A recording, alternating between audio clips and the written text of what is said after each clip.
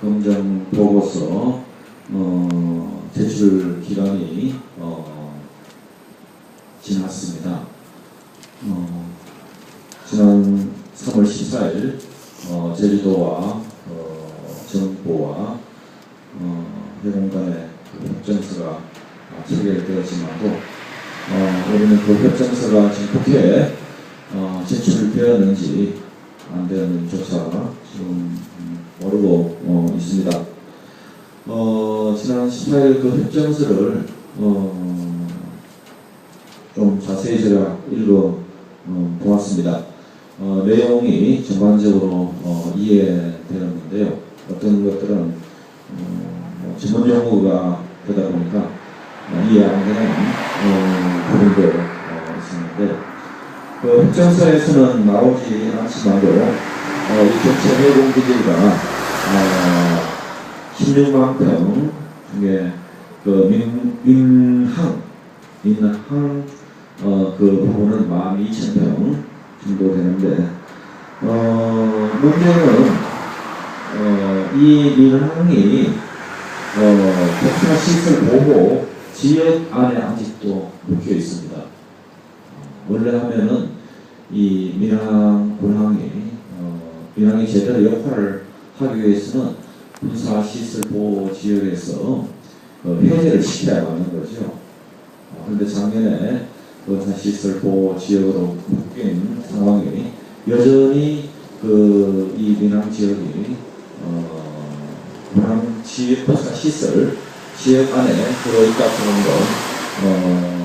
그런 상태이고, 또 그 협정서에서 국방부 장관은 15만 톤 크루스선 선박 2척의 안전한 입수량의 지장이 없도록 서척 돌제부대, 지금 케이선 그 제략장 있는 부분입니다. 그쪽에 이 돌제부대를 고정식에서 가변식 돌제부대로 설계 변경한다, 이렇게 협정서에 나와 있습니다. 그런데 여러분들 이 돌제부대가 얼마나 큰지 압니까? 길이가 200m, 폭이 30m, 높이가 15m 이렇게 되는 엄청난 이 부분인데, 이것을 가변식으로 만들 수 있을까? 저는 그렇지 않다는 건데 내기를 걸고 있습니다. 그래서 이래저래 따지고 보면은 그리고 크루즈선이 들어와가지고 돌아야 되는데, 그 반경이 법적으로 690m가 돼야 되는데 520m밖에 안 됩니다.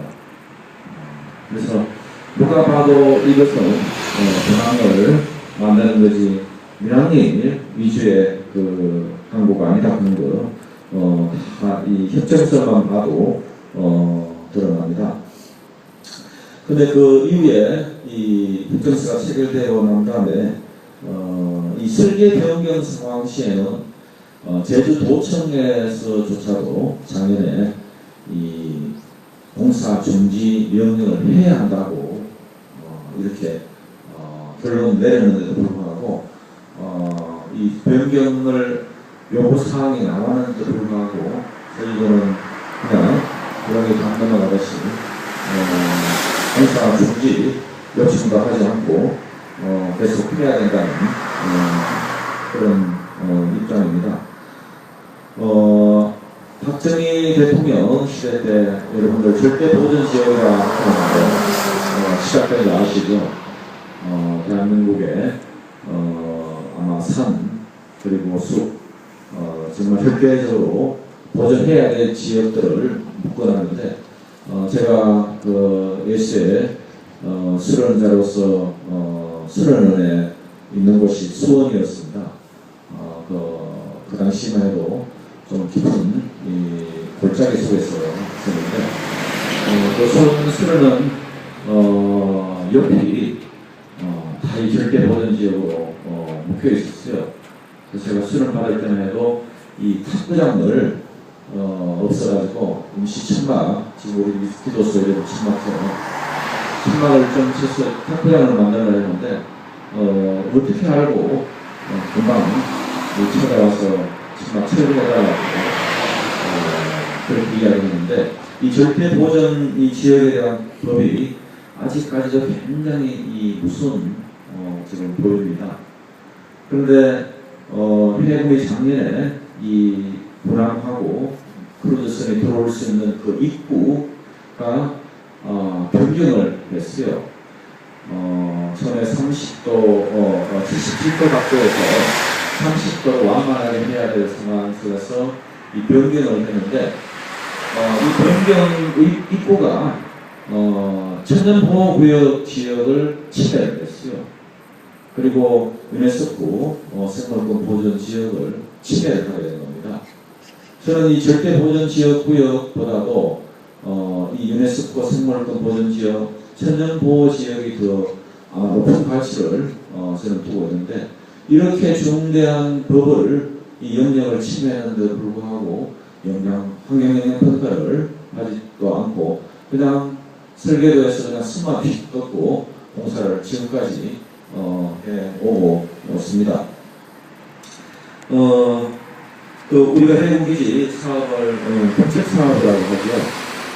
평가에서 하는 사업인데, 정말 이 사업이 입법부, 행정사법부가 어떻게 하면 이렇게 돌돌 뭉쳐가지고 모범적인 사기극으로 지금 어떻게 이렇게 하고 있는지 정말 저는 일이 재판도 하더라도 그렇고 국회를 하는 것도 봐서 그렇고 행정부를 하는 것도 그렇고 아주 사기극의 정말 모범적인 그 사업이라고 생각됩니다. 오늘 우리 첫 독서에서 긴 독서를 읽었는데 그 바빌론에서 백성의 지도자로 여겨지는 재판관은 원로들에게서 모든 제약이 나왔다고 이야기합니다.